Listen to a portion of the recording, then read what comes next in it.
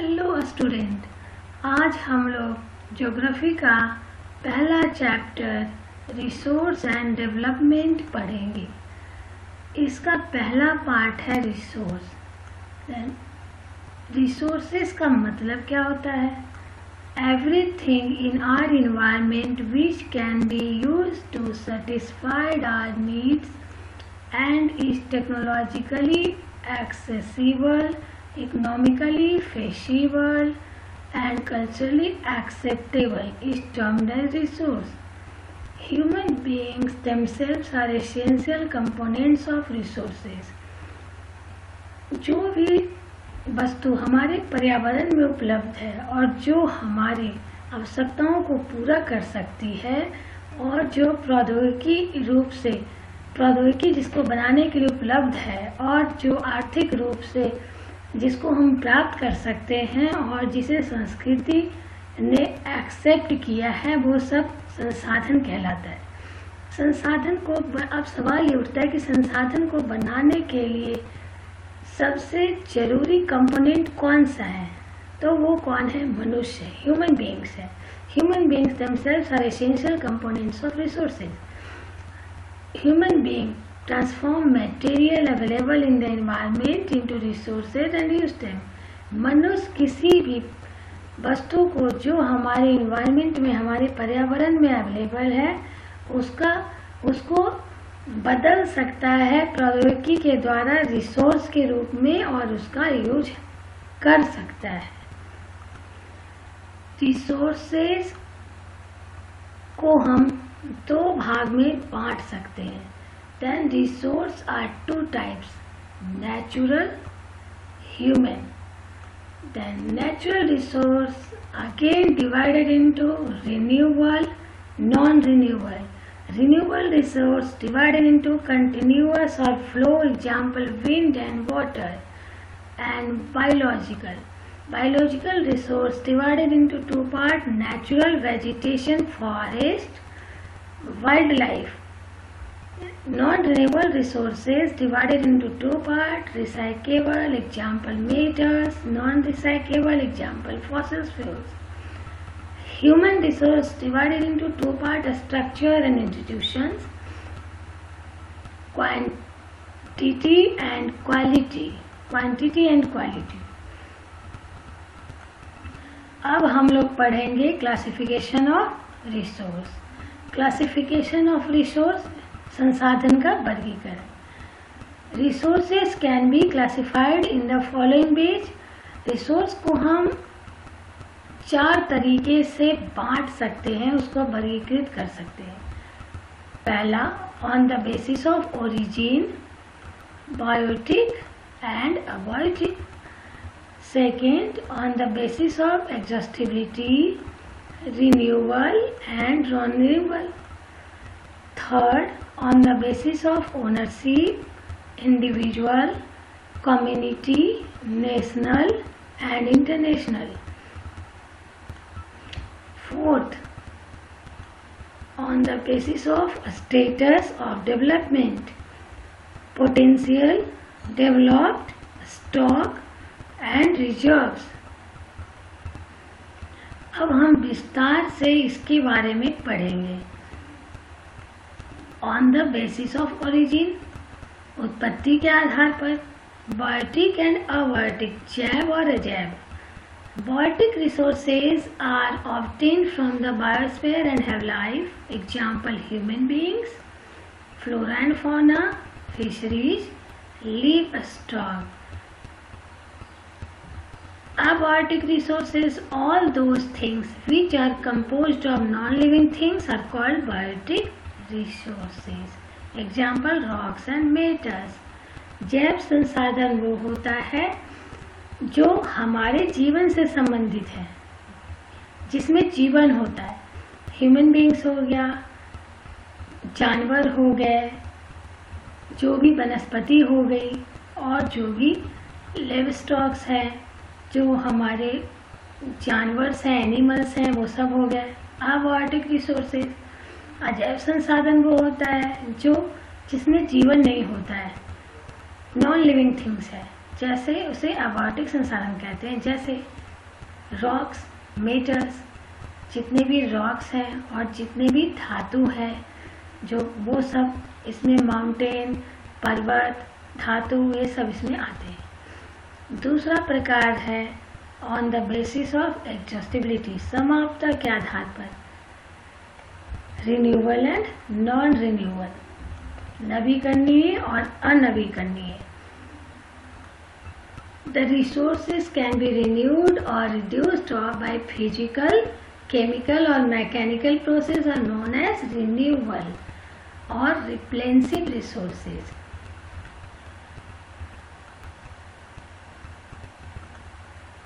The renewable resources may further be divided into continuous or flow.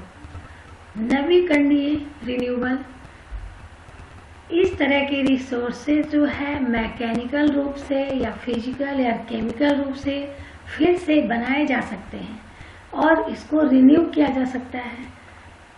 ये रिप्लेंसिव है, मतलब इसे पुनः प्राप्त किया जा सकता है। इसको दो भाग में बांटा गया है, कंटिन्यूअस और flow. Example solar and wind energy, water, forest and wild life. Non renewable resources occur over a very long geological time. These resources take millions of years in their formation. Some of the resources like metals are recyclable and some like fossil fuels cannot be recycled and get exhausted with their use. Non-renewable resources अनवीकरणीय संसाधन वो होते हैं जिसको बनने में बहुत लंबा समय लगता है, लॉन्ग जियोलॉजिकल टाइम लगता है। ये रिसोर्सेज बहुत लंबा समय लेते हैं बनने में, फॉर्मेशन में। और इस तरह के रिसोर्सेज में मेटल है जिसको रिसाइकेबल किया जा सकता है, लेकिन फॉसिल्स फ्यूल को हम रिसाइकेबल नहीं कर सकते हैं, जिसमें एग्जाम्पल में minerals and fossils fuel non renewable resources. अगर एक बार खत्म हो गया तो इसे पुनः प्राप्त नहीं किया जा सकता है। तीसरा प्रकार है on the basis of ownership, स्वामित्व के आधार पर, individual, community, national and international. Individual resources are owned privately by individuals. In village people own lands, whereas in the urban areas people own plots, houses and other properties. Example plantation, pasture lands, ponds, water in wells, etc. निजी संसाधन किसी निजी individuals के द्वारा own किया जाता है, उसे चलाया जाता है, वो किसी इंडिविजुअल की प्रॉपर्टी होती है। जैसे किसी का हाउस हो गया, किसी की प्रॉपर्टी है, वो उसका खुद का है, उस पर और किसी का राइट नहीं होगा, सिर्फ उस व्यक्ति का राइट होता है, एक इंडिविजुअल का राइट होता है। कम्युनिटी ओन रिसोर्स वो रिसोर्स होता है जो कम्युनिटी के हर एक मेंबर उसका प्रयोग कर सकते हैं। Then community own resources are accessible to all the members of the community. Example grazing grounds, royal gardens, public parks, picnic spot, playgrounds. Then example में है जो भी ग्रेजिंग ग्राउंड है जहाँ पर जानवर चलते हैं, पब्लिक पार्क्स है, पिकनिक स्पॉट है, प्लेग्राउंड है। नेशनल रिसोर्स, नेशनल रिसोर्स किसी भी नेशन के द्वारा ओन्ड किया जाता है या कंट्री के द्वारा, are owned by a nation और country. All the minerals, water resources, forest, wildlife and land within the particular boundaries or oceanic area up to 12 nautical miles from the coast termed as territorial water and resources therein belong to the nation. कोई भी resource जो एक country own करता है और वो country के अंतर्गत आता है, कंट्री की पॉलिटिकल राजनीतिक जो सीमाएं हैं उसके अंदर आता है, वो सब जो है वो नेशनल रिसोर्सेज है। और समुद्र कोस्ट लाइन से 22.2 किलोमीटर तक जो भी वाटर है समुद्र में, वो उसका रिसोर्स है, नेशन का रिसोर्स है। एग्जाम्पल में है roads, canals, railways. International resource, अंतर्राष्ट्रीय संसाधन, are regulated by international institutions. The oceanic resources beyond 200 nautical miles of the exclusive economic zone belong to open ocean and no individual country can utilize these without the consent of international institution। जो अंतर्राष्ट्रीय संसाधन होते हैं वो किसी अंतर्राष्ट्रीय संस्था के द्वारा रेगुलेट किए जाते, चलाए जाते हैं।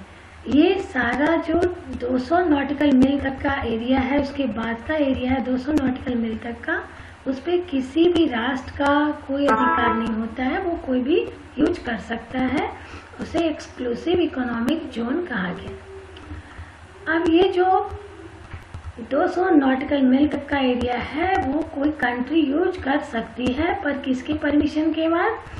वो इंटरनेशनल इंस्टीट्यूशन, अंतर्राष्ट्रीय संस्थाओं की परमिशन लेनी होगी, उसके बाद वो उसको यूज कर सकता है।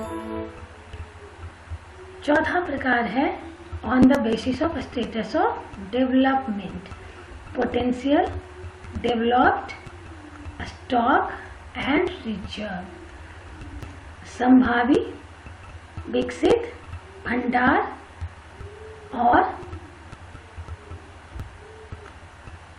संरक्षित। Potential resources are the resources which are found in a region but have not been utilized. Example, Rajasthan and Gujarat have enormous potential for the development of wind and solar energy, but so far these have not been developed properly. संभावित संसाधन पाए तो जाते हैं हमारे reason में, लेकिन हम उसका यूटिलाइजेशन बहुत अच्छा नहीं कर रहे हैं। हमारे पास इसको यूज करने के लिए बहुत अच्छी टेक्नोलॉजी उपलब्ध नहीं है। एग्जाम्पल में राजस्थान और गुजरात में बहुत ज़्यादा संभावनाएं, पोटेंशियलिटी है विंड और सोलर एनर्जी की डेवलपमेंट की, लेकिन अभी तक इसका डेवलपमेंट बहुत अच्छे से नहीं हुआ और इसका यूज हम नहीं कर पा रहे हैं। Developed resource resources which are surveyed and their quality and quantity have been determined for utilization. The development of resources depends on technology and level of their feasibility. जो विकसित संसाधन है उसका यूज हम बहुत अच्छे से कर रहे हैं और इसकी जो क्वालिटी है, क्वांटिटी है, वो भी हमें पता है कि कितनी मात्रा में उपलब्ध है। और ये जो इसके लिए यूज करने के लिए जो टेक्नोलॉजी है वो भी डेवलप हो चुकी है, टेक्नोलॉजी के द्वारा हम इसका यूज कर रहे हैं। स्टॉक, भंडार, materials in the environment which have the potential to satisfy human needs but human beings do not have the appropriate technology to access these are called stock। कोई भी मटेरियल जो हमारे वातावरण में उपलब्ध है और उसमें अंदर अभी तक संभावना है कि उसकी डेवलपमेंट की बहुत ज़्यादा संभावना है, जिससे हमारे मनुष्य के आवश्यकताओं की पूर्ति हो सकती है, लेकिन मनुष्य अभी तक इसके लिए कोई भी टेक्नोलॉजी डेवलप नहीं कर सका है। Example, hydrogen can be used as a rich resource of energy but we do not have advance technology to use it.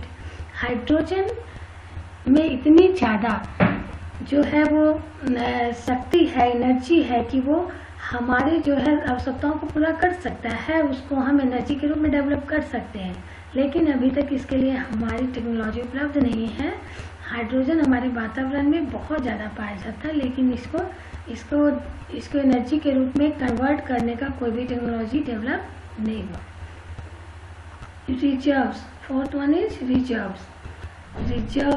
Reserves are the subset of the stock which can be put into use with the help of existing technology, know-how, but their use has not been started. These can be used for meeting further requirements. Example, water in the dams, forest is a reserve which can be used in the future. Reserves stock के अंतर्गत ही आता है और इसके लिए भी हमारे पास कोई बहुत अच्छी टेक्नोलॉजी अभी तक डेवलप नहीं हुई है। इसका जो हम फ्यूचर में यूज करने की बहुत ज़्यादा संभावनाएं हैं। जैसे डैम्स में, बांध में जो भी वाटर उपलब्ध है या जो भी वन क्षेत्र है उसका यूज बहुत अच्छे से अभी हम नहीं कर रहे हैं, उसका बहुत ही सीमित प्रयोग हो रहा है फ्यूचर में।